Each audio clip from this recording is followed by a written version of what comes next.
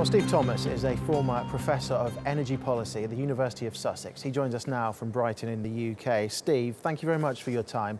What lessons were learned from the Chernobyl disaster?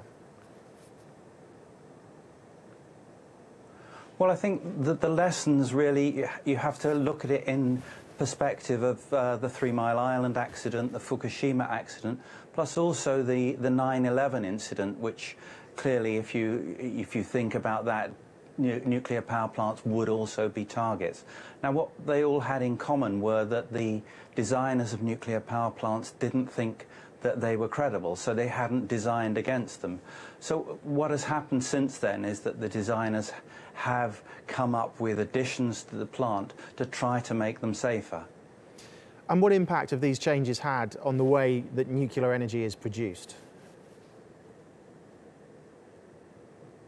Well, I mean, the obvious examples are that we have the shell of the nuclear power plants is now hardened so that it should stand up to the impact from a jet airliner, and there is something underneath the reactor which will catch the core if it does melt down and go through.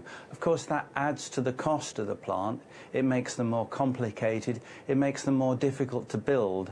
So that has made nuclear power much less economic than it was. And actually, there have been relatively few orders for nuclear power plant in the last 30 years. So the existing skills and supply chains and factories are closing, people are retiring. So we're sort of running very fast to try and stand still in terms of keeping the capability to build nuclear power plants.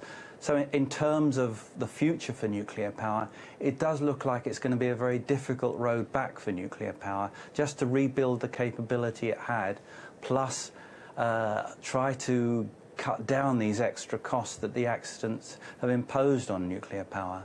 OK, Steve, unfortunately time's against us, but thank you very much, Steve Thomas, for your time here on TRT World.